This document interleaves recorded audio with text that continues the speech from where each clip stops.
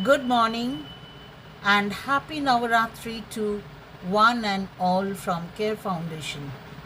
Today, there will be some updates of Russian-Ukraine war situation. Russia's mobilization splits European Union. Ukraine president calls it signal of weakness. Russia's rush to mobilize hundreds of thousands of recruits to stun stinging losses in Ukraine is a tacit acknowledgement that its army is not able to fight. Ukraine's president said Sunday as pleas sharpened in Europe over whether to welcome or turn away Russians fleeing the call up. Speaking to US broadcaster CBS, Ukrainian President Volodymyr Zelensky also said he is bracing for more Russian strikes on Ukraine's electrical infrastructure as the Kremlin seeks to ramp up the pressure on Ukraine and its Western backers as the weather gets colder. Zelensky warned that this winter will be very difficult. They will shoot missiles and they will target our electric grid. This is a challenge, but we are not afraid of that, he said on Face the Nation. He portrayed the Russian mobilization, its first such call-up since World War II, as a signal of weakness, not strength, saying they admitted that their army is not able to fight with Ukraine anymore. Zelensky also said Ukraine has received NASAMS air defense systems from the US. NASAMS uses surface-to-air missiles to track and shoot down incoming missiles or aircraft. Zelensky did not say how many Ukraine received.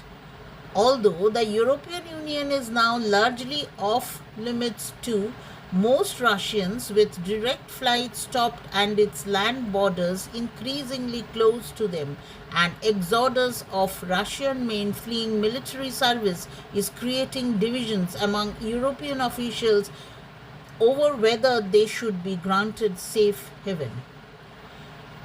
The partial mobilization is also triggering protests in Russia with new anti-war demonstrations on Sunday.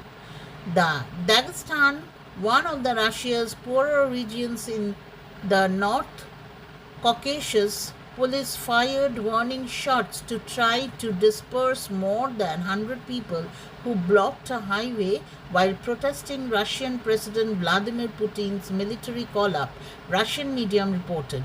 Dozens of women chanted "No to War" in the Dagestani capital of Makhachkala on Sunday. Videos of the protest showed women in headscarves chasing police away from the rally and standing in front of police cars carrying detained protesters demanding their release. Women also protested in the Siberian city of Yakutsk, chanting "No to genocide" and marching in a circle around police, who later dragged some away or forced them into police vans, according to videos shared by Russian media. At least 2,000 people have been arrested in recent days for similar demonstrations around Russia. Many of those taken away have immediately received a call-up summons. Unconfirmed Russian media reports that the Kremlin might soon close Russian borders to men of fighting age are fueling panic and prompting more to flee. Zelensky, in his nightly address on Sunday, described Russia's mobilization as criminal and reiterated his call for Russians to stand up to it. Fight so that they don't send your children to die, all of those who they can take in this criminal Russian mobilization, Zelensky said, switching to Russian for a brief portion of his speech, because if you come to take the lives of our children, I'll tell you, as a father, we will not let you go alive. German officials have voiced a desire to help Russian men deserting military service and have called for a European-wide solution. Germany has held out the possibility of granting asylum to deserters and those refusing the draft. In France, senators are arguing that Europe has a duty to help and warn that not granting refuge to fleeing Russians could play into Putin's hands, feeding his narrative of Western hostility to Russia. Closing our frontiers would fit neither with our values nor our interests, a group of more than 40 French senators said. Yet, other European Union countries are adamant that asylum shouldn't be offered to Russian men fleeing now. When the war has moved into its 8th month, they include Lithuania, which borders Kaliningrad at a Russian Baltic Sea enclave. Its foreign minister Gabrielis Landsbergis tweeted, Russians should stay and fight against Putin.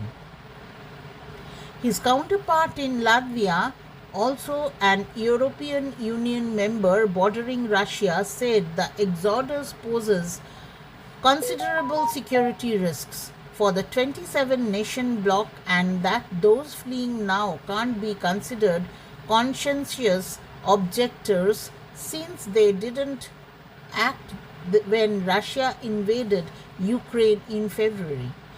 Many were fine with killing Ukrainians, they did not protest then.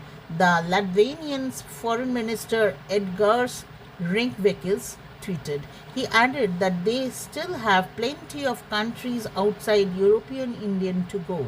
Finland also said it intends to significantly restrict entry to Russians entering the European Union through its border with Russia.